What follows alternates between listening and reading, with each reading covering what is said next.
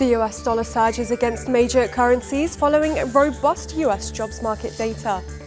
EVs marked 20% of total vehicle sales in 2024, paving the way for a competitive 2025. And we look at major central banks' approach in 2025 amid aggressive rate cuts last year. Hello, I'm Taiba Aydin with the latest business and finance news here on TRT World.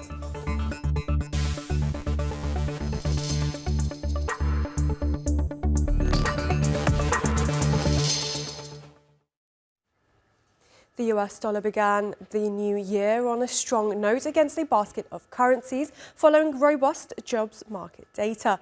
The greenback reached a more than 2-year high against the euro and an 8-month high against the British pound on Thursday, extending a stellar rally from last year. That's as weekly jobless claims in the world's largest economy fell to an 8-month low last week, pointing to low layoffs at the end of 2024 and consistent with a healthy labour market. The pound, which was the best performing G10 currency against the dollar last year, dropped as much as 1.3% to its lowest level since late April, while the euro fell 0.9% to its lowest level since November 2022. For more on this, we're joined by Tim Waterer, Chief Market Analyst at KCM Trade. Welcome back to TRT World, Tim. Now, starting the year strong, the dollar has topped some of the best performing currencies like the pound and euro. Looking ahead, what can we expect for 2025? Good to be with you. Yeah, that's right. The US dollar looks to be in the driver's seat right now in the currency market, doesn't it?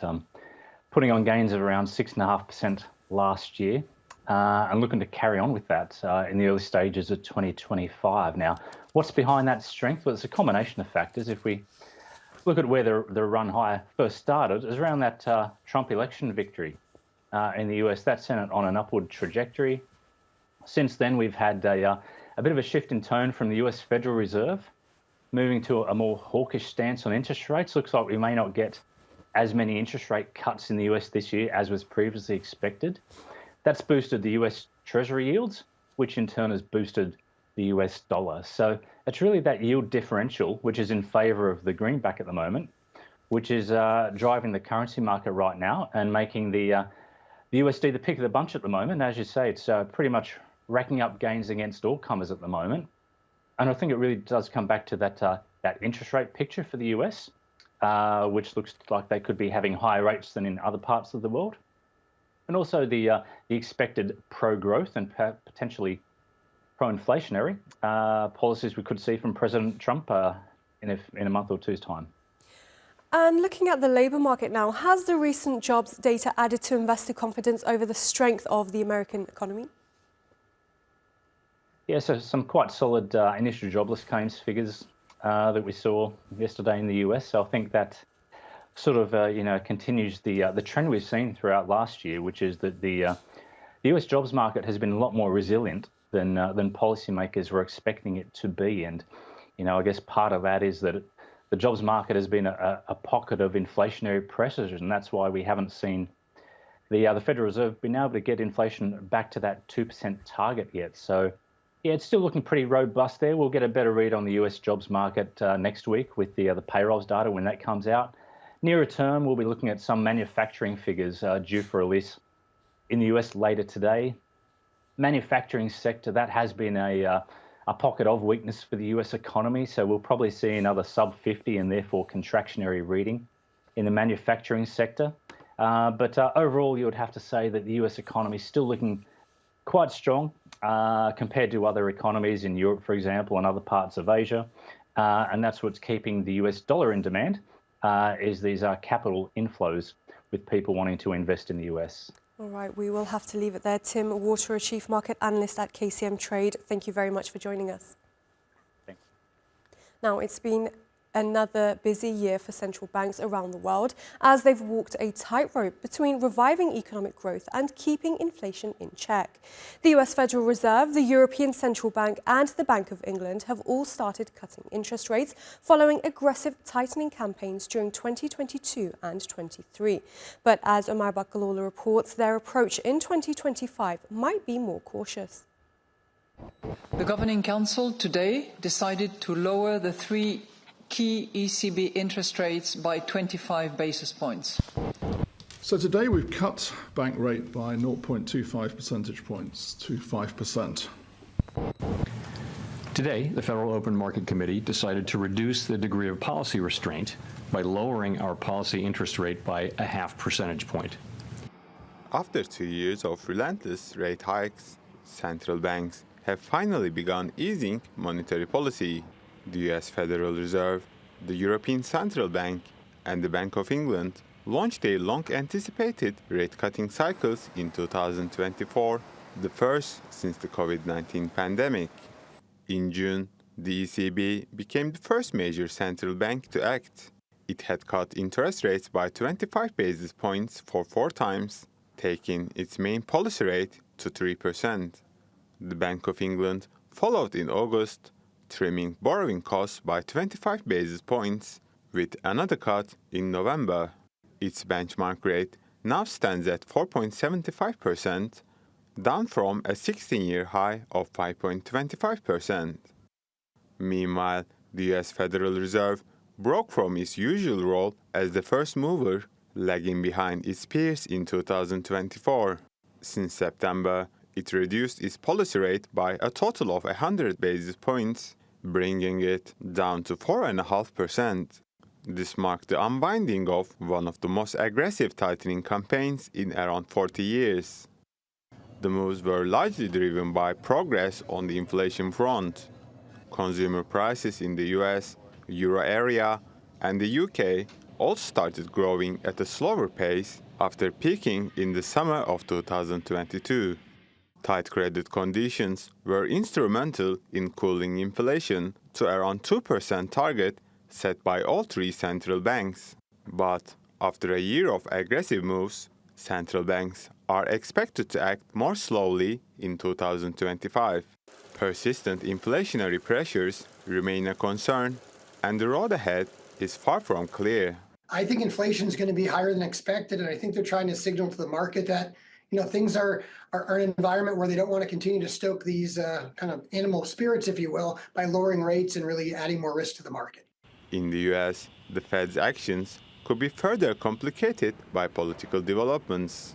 President-elect Donald Trump is set to take office in January, and his stance on trade and sanctions could escalate global tensions. Economists warn these policies might reignite inflation, potentially disrupting the current trend of rate cuts. Earlier this week, the Fed gave us their view of what's going to happen in 2025. That's for 2 rate cuts from the dot plots.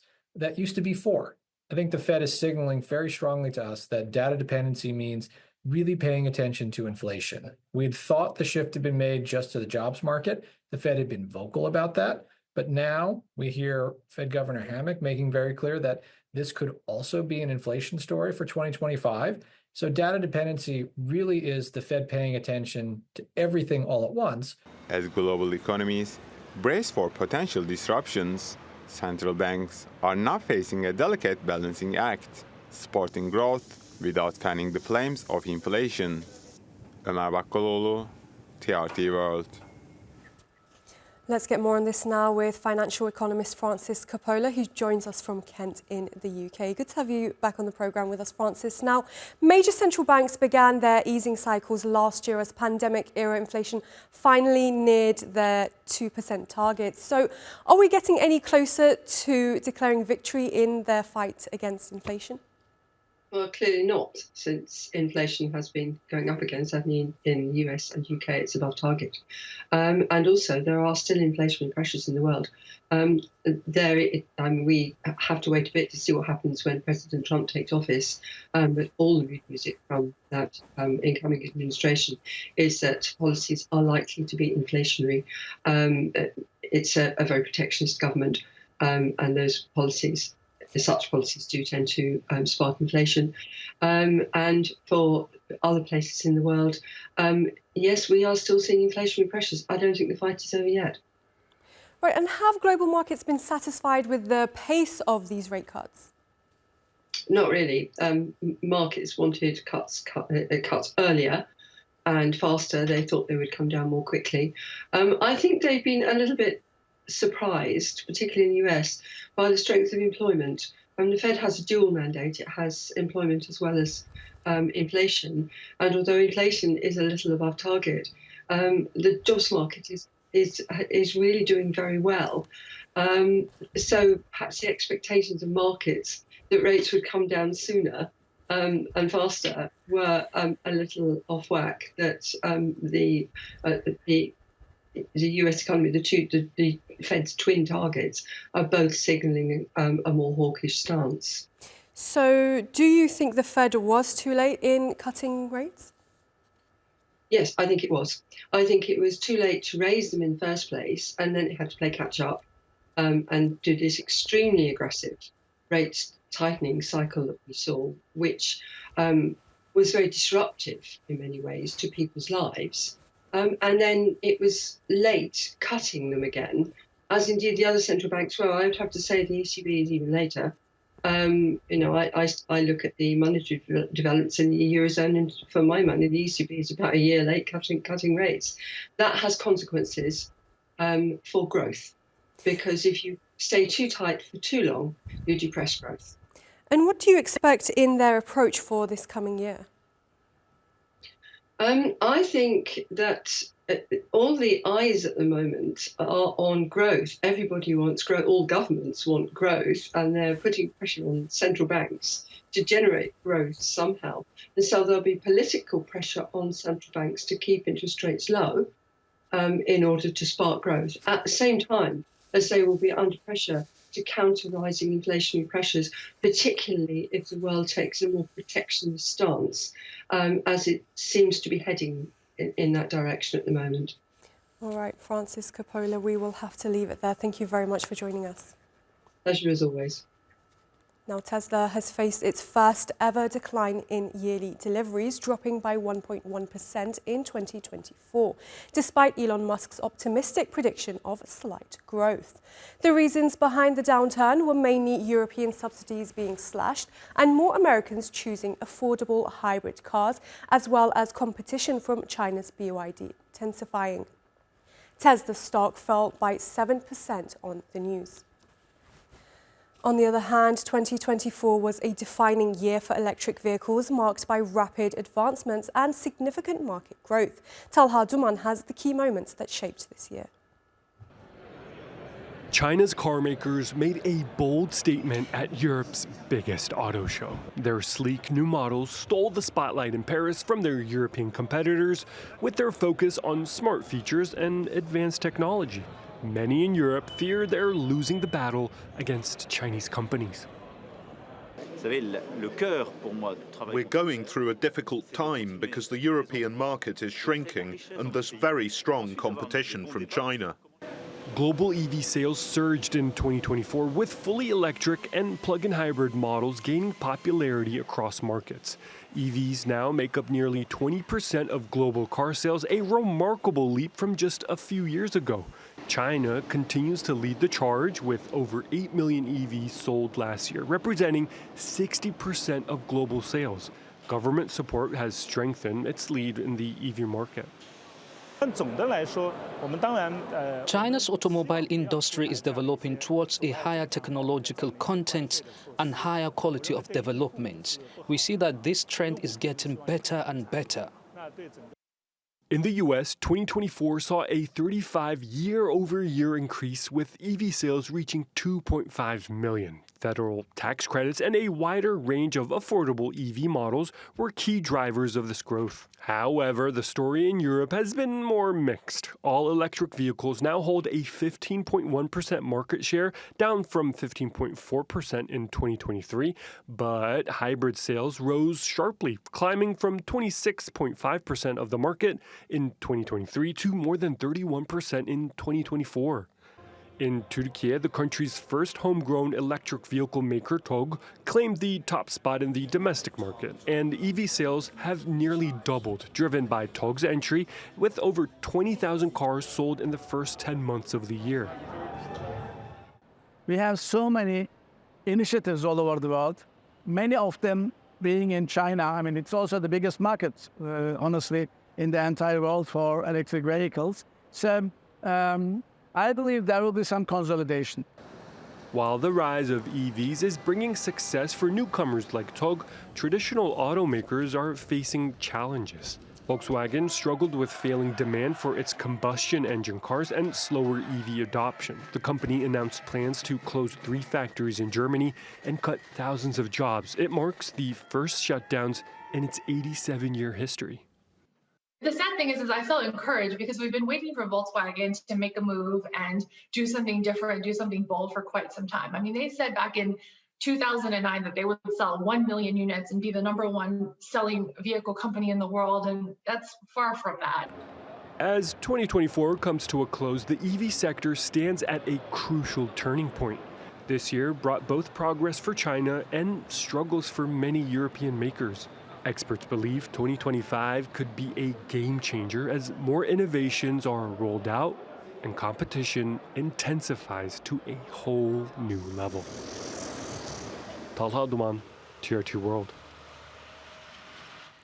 Let's cross now to London and speak with automotive editor Steve Fowler. Welcome back to the programme, Steve. Now, EV sales hit 20% of total vehicle sales in 2024. What key factors will drive or hinder further adoption in 2025, particularly in emerging markets? Well, I think there's going to be a number of things. Firstly, affordability is absolutely key. Now, whether that comes down to the prices being more affordable in the first place or government incentives, we can talk about that in a bit, but also the product, how good the product is and the technological advancements in the product. Now, as far as the emerging markets are concerned, I was lucky enough to be a judge on Acco Drive in India, their Car of the Year awards last month. I drove a couple of models from Tata, EV models, and a Mahindra as well, and they were truly excellent vehicles. And it shows when the product is there and the product is good and the product is affordable, and the prices those cars go on sale for in India would make us very jealous in the Western world. But yeah, when the product is good and the price is good, then people will buy them. Right, and you mentioned the affordability. We're seeing some governments roll back on incentives for EVs. How will this affect the market? It's going to affect the market massively. I think you've only got to look at Norway. I think I saw something 90% of all new cars sold are EVs. A lot of that is down to incentives. Now, certainly in the UK, the car makers have spent a reported £4 billion just reducing the prices of their vehicles just to try and hit the targets that the government has set them. They can't carry on doing that. They can't make cars at a loss. They can't keep continuing to do that anyway. So incentives are absolutely key. Now, of course, governments don't have endless pots of money, so it's going to be a difficult balancing act, but undoubtedly affordability is probably the most important part when it comes to consumers, whether that comes from car makers making the cars cheaper or government incentives. It has to be one or the other, or potentially both. And what more can car makers do to adapt to current market conditions? Yeah, I think we're seeing a lot of technology improvements, both in terms of charging speeds, which is very, very important. I think the battery technology that we've been talking about for a while, solid state batteries will make cars go further, they're more energy rich. That's a little way off yet, particularly from an affordable point of view. But we are seeing cars, a number of cars that are being launched over the coming months. You've got Citroën with the EC3. We've already got the Dacia Spring. We've got Leap Motor over here. We've got Renault with the 5. That's an affordable car. So making those cars more affordable and improving the technology to make the cars go further and charge quicker, it's improving all the time. But we've got to tell the consumer that they can actually live with these cars. They are easy to live with and they'll save them money over a longer period. All right, Steve Fowler, we'll have to wait and see what 2025 has in store for the EV market. Thank you very much for joining us.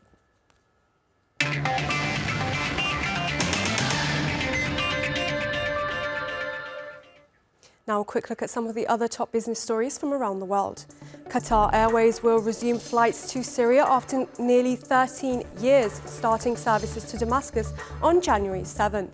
The airline described it as a significant step in reconnecting the region.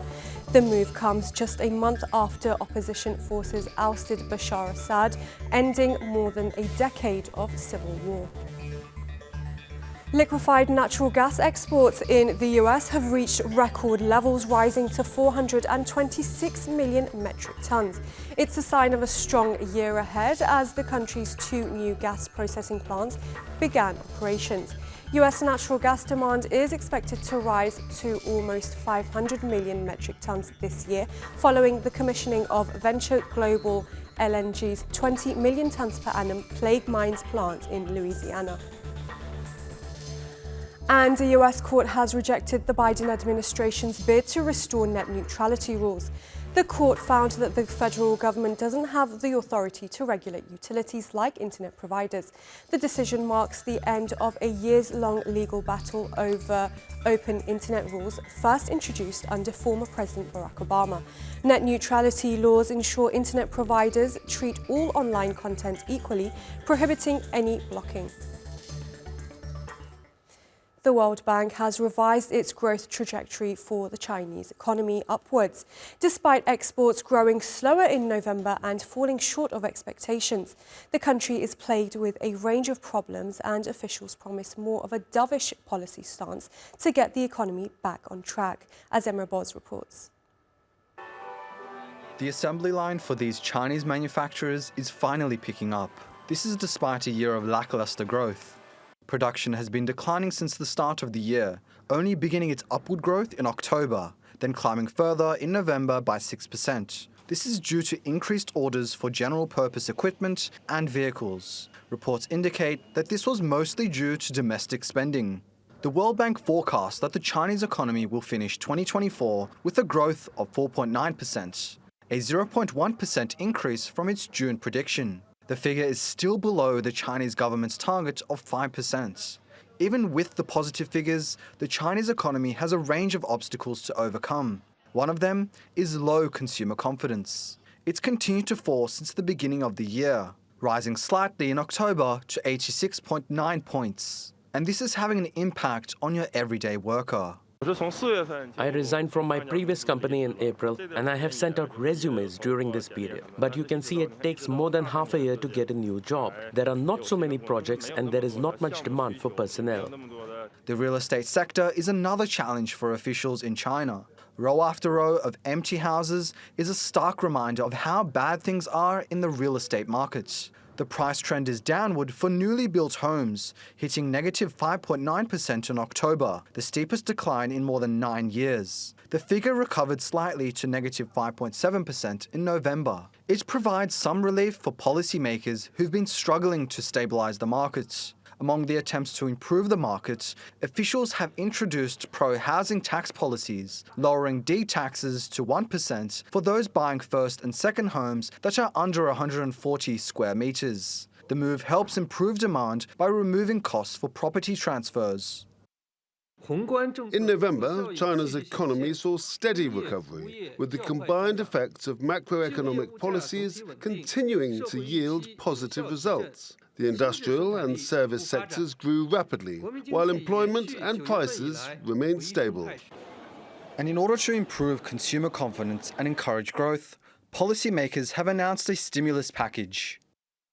This $1.4 trillion in debt ceiling will be arranged over 3 years, $280 billion per year from 2024 to 2026, to support local governments in replacing all kinds of hidden debt.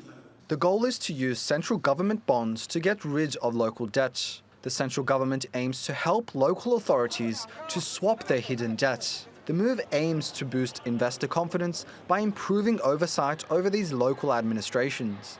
But critics say it may just put the country into more debt. One thing is for sure, though, the coming year will pose many hurdles as China seeks stronger economic growth. Emre Boz, TRT World. Economic reforms pushed Argentina to its limits in 2024. A year of protest, controversy and change brought new challenges and unexpected turns, with President Milei making headlines almost every month. Zumrud Sonmaz has more. In 2024, Argentina found itself at a crossroads. Its fate tangled in the hands of a man with a chainsaw, Javier Milei. His plan was clear: ending the country's historic fiscal deficit problem. But the people were not ready to endure the sacrifices Milei was demanding. Argentina started the year with protests. March arrived, and Milei made his first move, cutting 70,000 state jobs. Ministries were frozen. Ministerio de Turismo y Deporte, afuera.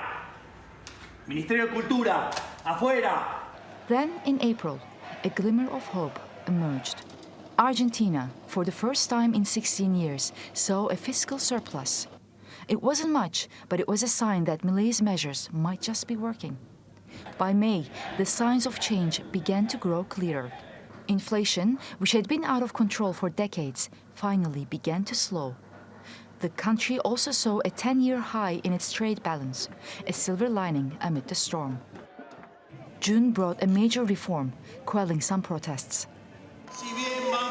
While we have to endure a period of hardship, we will get through. There is no night that has not been defeated by the day. Then, in July, Milei made headlines when he skipped the Mercosur summit. August came, and with it, a sharp devaluation of Argentina's currency. But it wasn't just the economy that weighed on the nation's heart. In September, more than half of Argentinians were living below the poverty line. The reality of Milei's austerity measures was becoming impossible to ignore. In the midst of this crisis, Milei announced the fiscal budget for 2025. This budget project that we are presenting here today has a methodology that shields the fiscal balance regardless of the economic scenario. With this budget, October brought cuts to education, sparking nationwide protests. We want investments from foreign companies, but those companies will never come if they do not have prepared workers to hire. You will need economists, engineers and doctors, which is what the university is all about. In November, Milei made another controversial move. He withdrew Argentina's delegation from COP29. Finally, December arrived. Against all expectations, Argentina's economy showed signs of life. The GDP expanded, marking the end of the recession. Today, with pride and hope, I can tell you that the recession is over. 2024 is now behind us, but Milei's policies remain controversial, with the future uncertain in 2025. Zümrüt Sönmez, TRT World. Well, that's all your business news for now. Thanks for watching.